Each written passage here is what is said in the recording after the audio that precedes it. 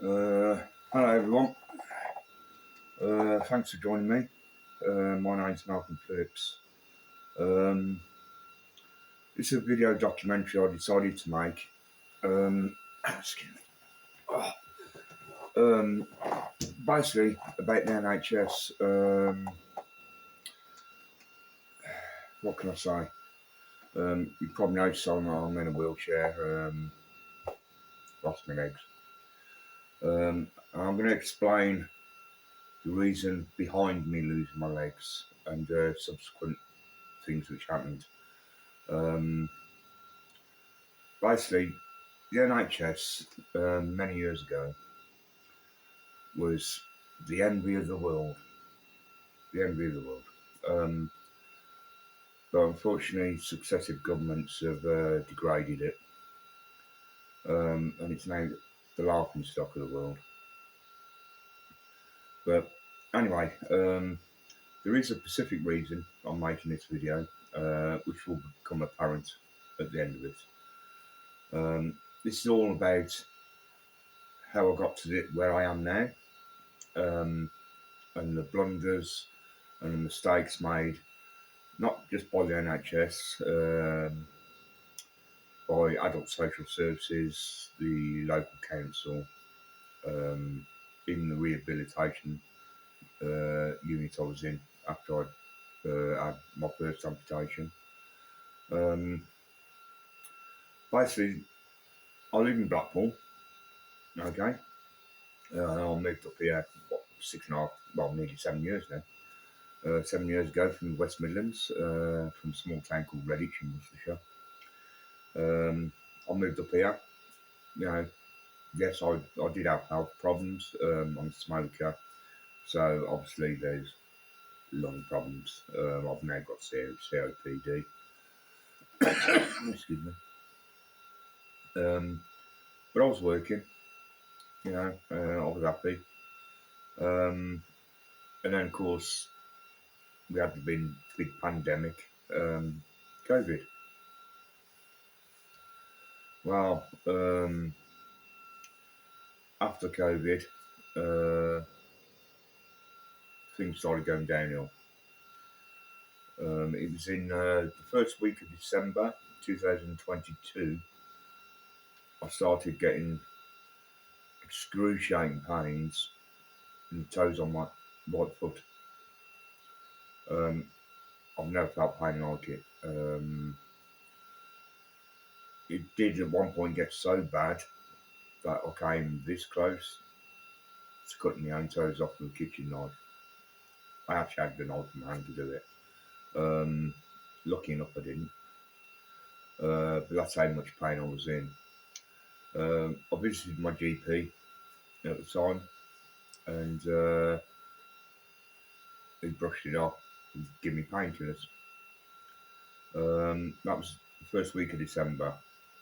Now, during that period of December, I actually moved house.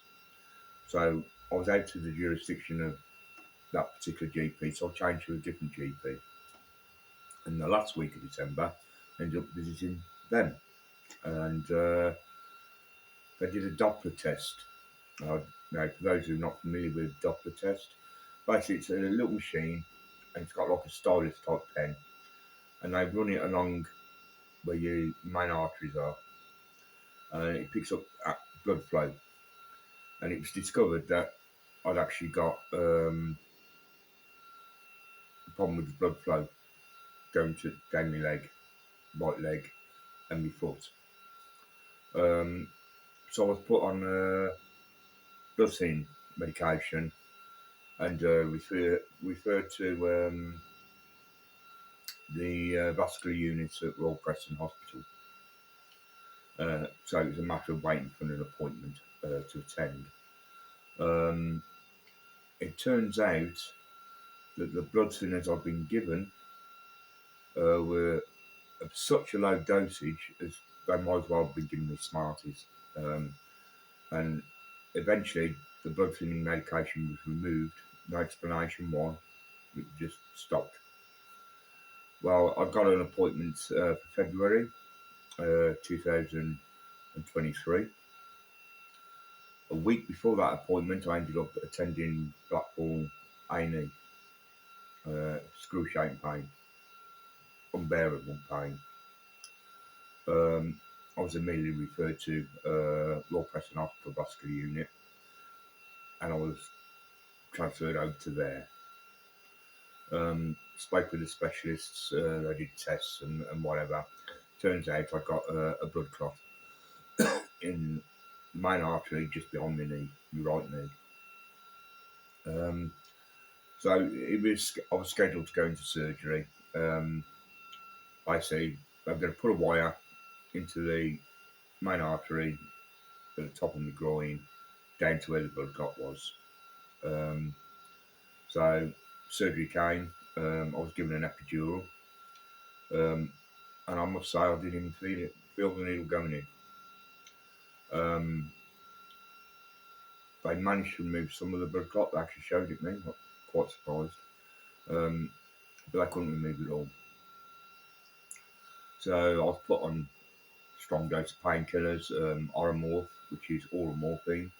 It's not as strong as the injected morphine, but it did help a bit. A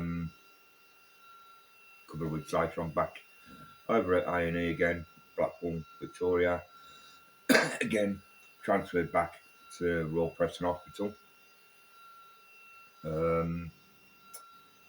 I believe, if I can remember correctly, they decided they didn't want to risk going in at that time because they thought the blood clot was a bit too soft, and they didn't want to risk it breaking up and travelling right down to my foot. So sent home, given painkillers, whatever. The following month, I'm back in there again, having attended Blackpool Victoria A&E again. And I'm told they're going to do a bypass operation. So basically what they're going to do is bypass the blockage. So I had the surgery, came out of surgery, was sent home, more painkillers. 2 weeks later, again, I'm back at Blackpool Victoria Hospital. Again, transferred over to vascular unit at Royal Preston Hospital. It was then decided they were going to send me down for an ultrasound scan on my leg. At this point, my legs started to go a deep red colour, the lower leg. My foot was already quite red. And the technician who was doing the ultrasound scan, I informed him that 2 weeks prior I'd actually had bypass surgery. And he looked at me and said, "No, you haven't." I said, "No, I've had bypass surgery 2 weeks ago." "No, you haven't." "What do you mean?" He said, "If you'd had bypass surgery," he said, "I could tell." That got me thinking, if I didn't have bypass surgery, what the hell did they do? So back on the ward, I collared the surgeon. And I said to him, "You didn't do bypass surgery." He goes, "Oh no, I decided to do something else." I said, "What exactly was this something else you decided to do?" He said, "Oh, decided to clean remove the blood clot manually." I said, "Well, you didn't do a very good job because you left half the blood clot still in there. And secondly, I'd signed a consent form for bypass surgery." He goes, "Well, bypass another surgery." I said, "No, not bypass another surgery, bypass surgery." I said, "Not only did you not do that, you did surgery I hadn't consented to, but then you then failed to tell me that you'd actually done something completely different." And I had to find out from the technician who was doing the ultrasound scan.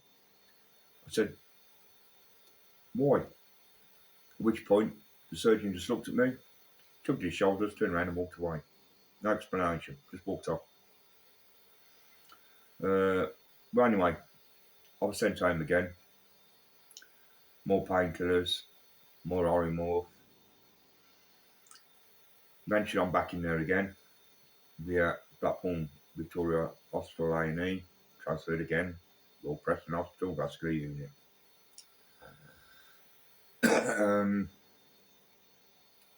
At this point, we're now into June 2023. My foot, my lower right leg, and my right knee are a ruby red colour at this stage. They decide they're going to do bypass surgery now, when it should have been done 2 months previous, 2-3 months previous. In all honesty, in my heart, I knew it was too late. But I agreed to it, hoping a miracle would happen. So, I had the surgery. That night I never slept. I was in that much pain. You can't describe it. It's just so intense. I was been given oral morphine every 2 hours. And they might as well give me a glass of water. Didn't do anything. The next morning, I've had no sleep. Breakfast come, I managed to eat a piece of toast. That was it. As soon as I'd finished it, surgeon turned up and he says, don't eat nothing else, we're amputating your leg above the knee this afternoon. Before I could say anything, he turned around and walked off. There was no test done to see if the surgery the day before had actually worked. He hadn't even stopped to look at my leg. Personally, I think they knew we weren't going to succeed. But they did it anyway because then, at least on paper, it looks like they've tried everything. So basically, I went through, in 2 days, I'd had 2 lots of surgery, and basically, both of them, one of them was a waste of time, the bypass. There's no point doing it. Why do it? I've been up all night in excruciating pain because of it. So that afternoon, I went into theatre. And I came out with my right leg amputated above the knee. Now, I should point out, from the first surgery I had where they put the wire down, I'd had an epidural, didn't feel it going in at all. I'd had another epidural for so-called bypass surgery. I was told, because I got COPD, it was too dangerous to put me completely out, and the epidural was the only way they could do it. So I agreed to it. And when you go in for an operation, you go into a room first where the anaesthetist is. So I got wheeled in there, and I noticed there's quite a few people in there. It's like strange. A lot of them look quite young. Anyway, comes the epidural. All I can say was tantamount to torture. 10 minutes plus to get this anaesthetic into me. Told not to move while someone's doing this with a needle stuck in my spine. 10 minutes plus. When it comes to the amputation, they said, we're going to give an epidural. I'm like, oh, crikey. Again, same thing. 10 minutes plus. I can only surmise that they were actually letting students do it, because both Blackpool, Victoria Hospital and Royal Preston Hospital are actually teaching hospitals. It's where they train the next consignments of, well, I was going to say butchers, but that might be a bit harsh, I suppose. So I guess I was a test dummy. They didn't ask me whether I minded students being there or if a student could perform the epidural. But I can only guess that it was a student, because the very first time I had epidural, I didn't even feel the needle go in. Anyway, so so I had my leg amputated. 3 hours later, I'm on the ward. I could feel myself getting angry, getting extremely angry. I kept thinking about everything which had happened. The GP to start with just give me painkillers. The second GP realised there was a problem, put me on blood thinners with such a low dose, completely a pointless exercise. And then they were removed with no explanation as to why. Then you got a surgeon who performed surgery I didn't consent to, and then didn't tell me that I'd actually had a change in surgery. Oh yeah, I should mention as well, before the amputation. Oh, this is a good one. This is a doctor had come on the ward and done a Doppler test, and he run it along the top of my foot, and you could hear bump, bump, bump, bump, bump, my heartbeat. So there's obviously decent blood flow going through there. Excuse me. Then he put it under my ankle, inside right ankle. Couldn't hear nothing. So that doesn't sound good. He said, "Oh no, just bear with me." And he slowly got the Doppler stylus higher and higher and higher to just above my ankle, and you could hear bump, bump, bump, bump, bump. I said, "There you go." I said, "Look, I'm not stupid. Okay, I've got quite a high IQ actually, so I'm not a stupid person. So don't treat me as one." I said, "All you're doing is picking up the top vein, the top artery." No. He said, "I'll go get a surgeon. He proves it." So he come back with a surgeon. Surgeon got the Doppler pen around the top of his foot, and that was it. So, what are you going to do under the ankle? Because, oh, we already know that artery's closed up. At which point I looked at the doctor, but he couldn't look me in the eye because he's too busy examining the carpet, well, the line over the floor.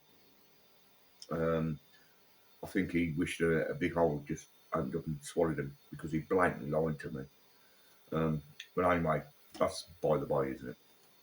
So, yeah, so I had the surgery. So 3 hours later, I'm getting extremely angry. I'm thinking back to all these likely cock-ups which were made.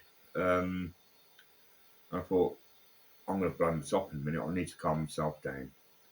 And the best way I could think of doing that was having a cigarette. So I called for a nurse. A nurse come. I said, "Look, can you get me a hospital chair? I need to go and have a cigarette. I need to calm myself down." She goes, "Okay," and off she went. And she come back with a surgeon. And the surgeon stood there, belittled me, spoke down to me, and he said, "You're not going for a cigarette." Of course, I'm angry as it is, so it probably wasn't the best time for him to do that. So I said to him, "So you're telling me what I can and can't do?" He said, "Yeah." I said, "Fine." So I got my cigarette packet, took out a cigarette, got my lighter, because what you doing? I said, "I can either go outside, have a cigarette, or I can sit here, lie in this bed and have one here." At which point he said, "If you go outside, you're going to lose your stump." And I lost my rag. I said, "What's it going to do? Explode like an effing party popper."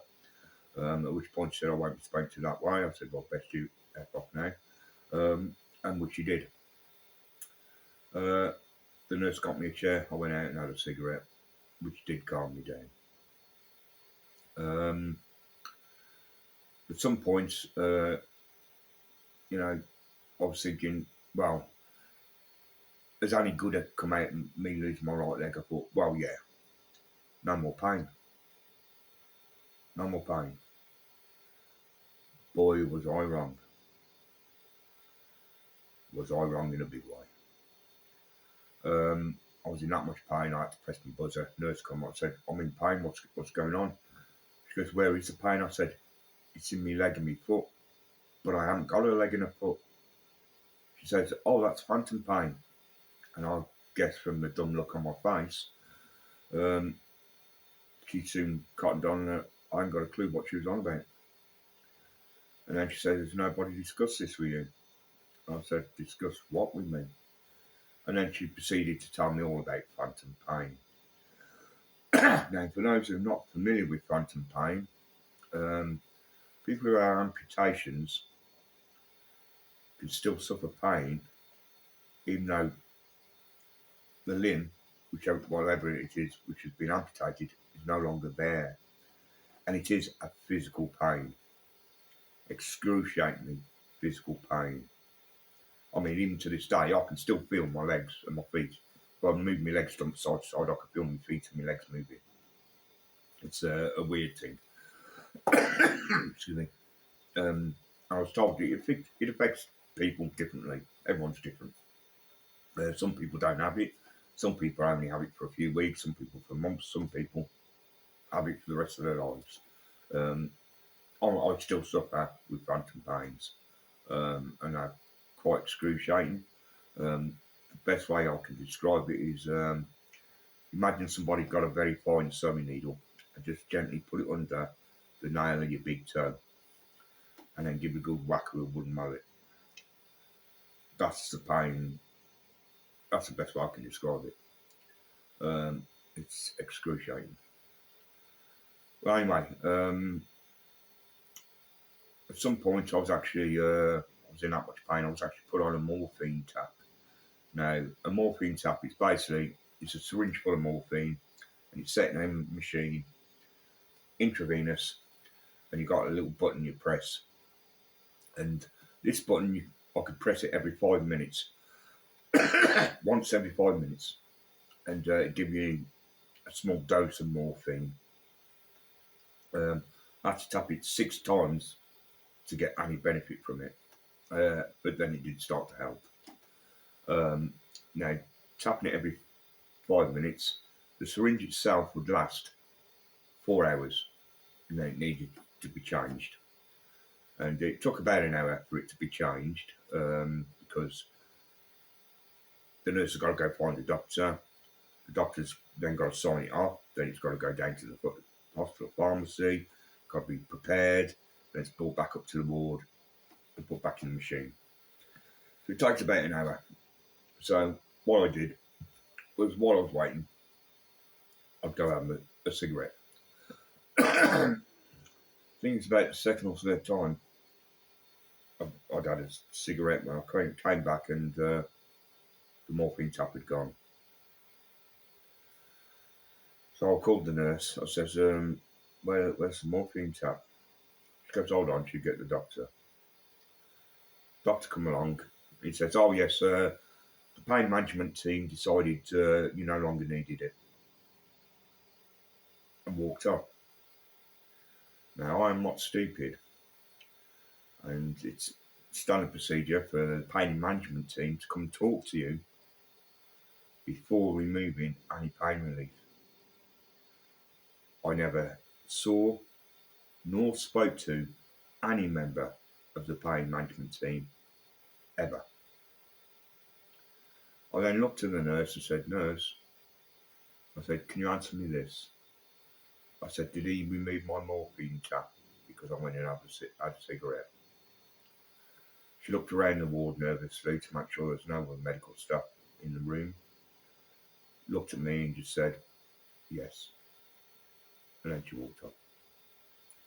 So basically, because of one doctor's own prejudices, I suffered excruciating pain, tantamount to torture, because of doctors' prejudice towards smoking, people who smoke. Well, anyway, eventually I was released from hospital, and I went into a rehab unit in Blackpool. Why I went there was basically to wait for my new wheelchair, which I've been measured up for, to arrive. I was actually using one of the rehab centres' own wheelchairs at the time, and also, so a member of the adult social services, there was actually a resident adult social worker on site. Him and a member of the physiotherapy team could actually go to my home and check that it was actually viable, that I could go back home, though I could manage with a wheelchair. Yeah, right. Well, anyway, I was in there for a couple of months. So the adult social worker and a member of the physiotherapy team went to my flat. I had a ground floor flat with a tape measure. Now, you think they'd use a proper spring-loaded tape measure? No, they'd be using a tape measure, a tailor or seamstress would use for sewing. And they measured the doorways and whatever. They come back and declared, yes, my home was okay for me to go back there in a wheelchair. So before I actually went back home to my flat, excuse me, I went there to collect some belongings, some clean clothes and whatever. And while I was there, I decided, I need a toilet. Now, I'll describe the flat for you. You come into the front door, there's another door leads into a hallway. Directly in front is a door leading up to the flat upstairs. On the right hand side is my front door. You go through the front door, you come into a living room. Then to the left, it's a big kitchen and the back door. And there's another door there which leads into a very small bedroom. Just enough room to fit a bed, a single bed, a wardrobe and a set chest of drawers. And that's exactly what was in there. And then leading off the bedroom, so basically it's built under the upstairs flats, underneath the stairway, was the bathroom, toilet, walk-in shower, and a tiny little sink. So I wheeled myself round and couldn't get in the bathroom. Well, wheelchair won't fit. So I went back to rehab unit and I told the social worker. I said, look, my wheelchair won't go in. I can't access the bathroom.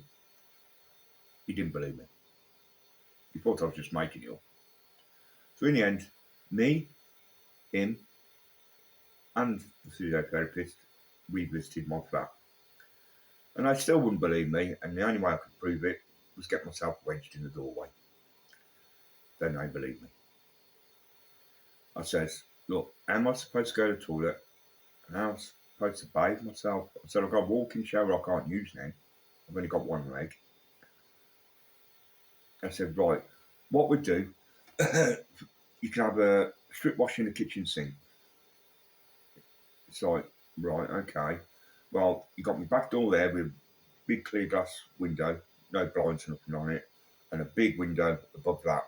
It's a ceiling, it's high ceilinged flat. My neighbours across the way can see straight into my kitchen. He ignored that fact. So what about the toilet? He says, what we'll do is we'll get you a chemical toilet. And this is when things start to get surreal. I said, where are you going to put it? I said, we put it in the bedroom. I said, where about? On top of the wardrobe or on top of the chest of drawers? He looked at me, I said, there's no room in the bedroom to put it. Oh, well, we'll put it here in the kitchen. So I said, so I've got to have a toilet in the same room I'm going to be cooking food. Ah, yeah, you see your point there. Right, we'll put it in the living room for you. Right. So if I have guests round and I need to use the toilet, what do I do? Do I tell them to go stand in the street? Then they come up with a brainy idea. They get a commode. Now, commode is a chair. It's a toilet chair, basically, on wheels, tiny little wheels. Now, stick that in the doorway of the bathroom. Then I'll transfer from my wheelchair to the commode, push myself backwards till I'm over the toilet, and I can go to the toilet. Right. So they got me this commode. Right, they got me this commode. Now, I have to apply the brakes on the commode and the wheelchair before I can transfer from one to the other. So it's easy to put the brakes on the front wheels because I could use my one foot. Couldn't put the brakes on the back wheels, obviously, because couldn't get round there. So I transfer over, then I've got to lean down to take the brakes off. So I can then push myself backwards to the toilet. So I push myself backwards to the toilet, apply the brakes again, go to the toilet, then I've got to lean down and manually reach right down to the floor and pull the brakes off. And that's when the problem started happening. The commode wasn't exactly stable. The first time it tipped, I nearly went through the glass shower door. Next time it tips, ended up with a big lump on my head. Third time, I landed on my stump.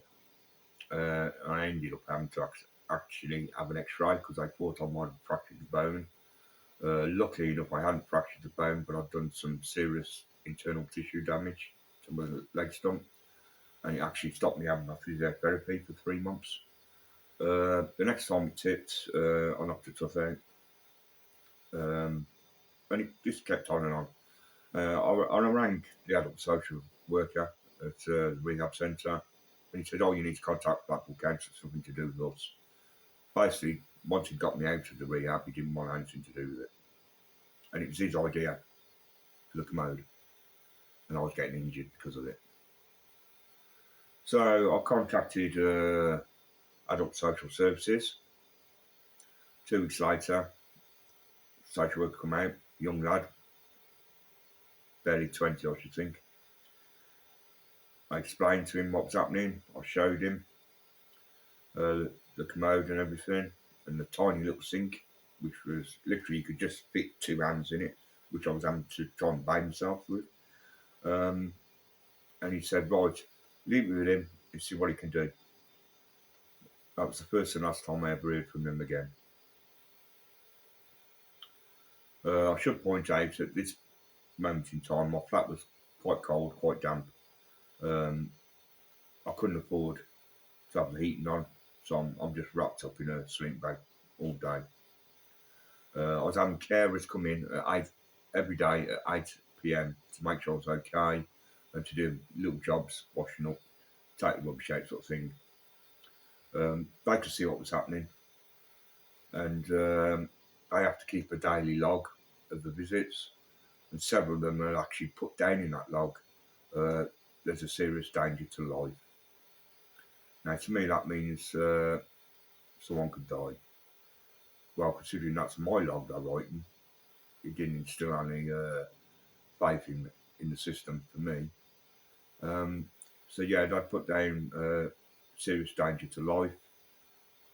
The Blackpool Council do anything about it. Adult Social Services do anything. Not a dicky bird. I contacted my landlord, and I'll say now, he's the best landlord I've ever had.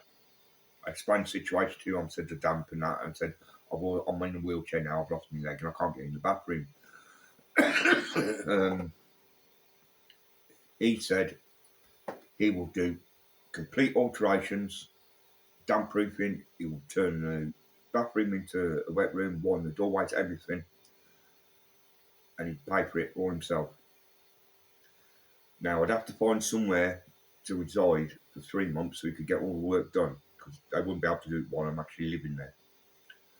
So I contacted Blackpool Council and explained the situation, and the young lady on the phone says, "Well, we can force him to do it." I said, "No, you misunderstood me. No, he wants to do it, but he can't do it while I'm actually in the property. I need somewhere I can reside for 3 months while he can get the work done." She said, "Yeah, but we can force him to do it." I said, "No, you missed the point. You don't have to force him to do anything. He wants to do it. He wants to get it done at ASAP." "Yeah, but we can force him to do it."